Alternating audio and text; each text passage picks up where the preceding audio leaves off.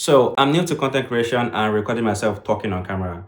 And I find myself stuttering a lot, having to re-record videos and just making a mess of things, especially on very long scripts. And to try to resolve this, I got the Elgato Prompter. Let's open this up. The packaging here is fairly simple. There is no styrofoam or unnecessary plastic, so plus points to Elgato for caring about the environment. Now, first off, we have the almighty manual that I'm never going to read. Next up, we have some camera lens step-up rings. These are used to adapt different lens sizes so the teleprompter can mount properly. It is great that they include these, so you do not have to worry about the size of camera lens you own, and you do not need to purchase anything extra to use your current lens with the prompter. Next is the connector cable.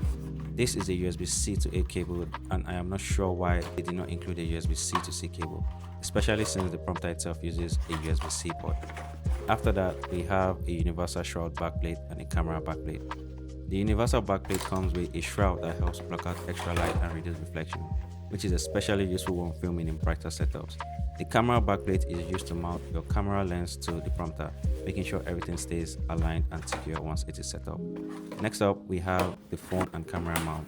This is designed so you can attach either a phone or a camera to the prompter, giving you a lot of flexibility depending on how you plan to use it. Finally, we have the prompter itself. The prompter is very unique because it has its own built-in display, unlike other prompters where you have to insert your phone as the screen. The display can also be used as an external display for your computer, which is a really nice bonus. Alright, so based on my research, this is everything I would need because I am mounting this with a phone camera, which is the iPhone 16 Pro that I use to record all my videos. So I'll just need the shroud, which is important for reflections. I'll need the mount, of course, the cable, and the prompter itself. I need to take this out because this is for the Facecam Pro. I'm not using the Facecam Pro. Oops. Okay, so just get rid of that. And then we put in the shroud. This is very important because there's no seal here. So when you put the mount, it will look something like this. And the phone will be here, so there will be a lot of space here, which will lead to reflection. So this looks good. Now let's mount this on the tripod. So let's imagine this is my setup. I'll be mounting the prompter on the tripod and then the phone on the prompter. This is the Ulanzi tripod. I got this from AliExpress. It's nothing special, but I really like the phone stand that we have here because it's very compact and it will be able to work with the phone mount. So I'll just take out the phone. Then, because this is removable, I will just unscrew this. We have the phone stand and the thing that connects it to the tripod. So here's the tripod.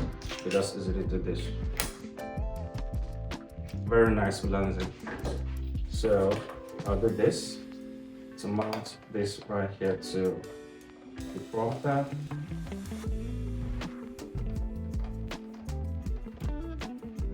And we just key this back on here. Easy. Next is to attach this to the prompter itself.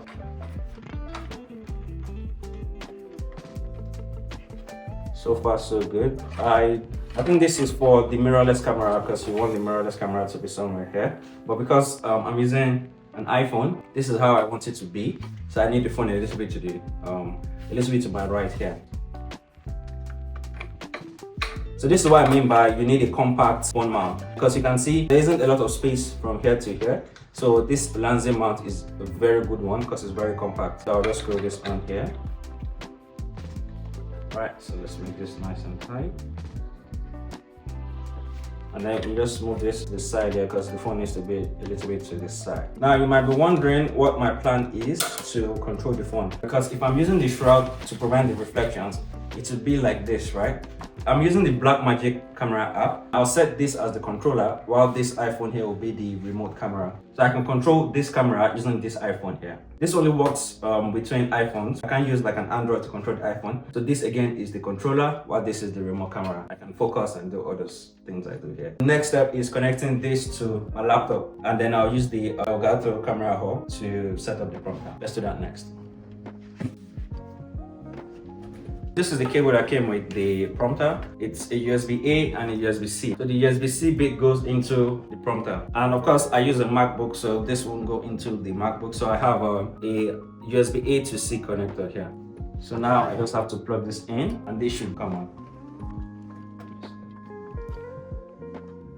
So this is what the app looks like. We have the prompter tab here, and with this you can use the prompter. We have a bunch of options here. The most important one is the scrolling. We have constant scroll with a fixed speed, and you also have the voice sync. For now, I think the constant one is more reliable because the voice sync doesn't necessarily work too well from my little test that I've done so far. And then we have a bunch of options as well to control the text itself. You can move it from the left to the middle and to the right, and you could set the text size and the line spacing. And again, you could see the camera in the prompter right there, so you're looking directly at the lens of the camera while being able to read what is on screen there. So let me just play this from the beginning. This is like a default text that came with the prompter.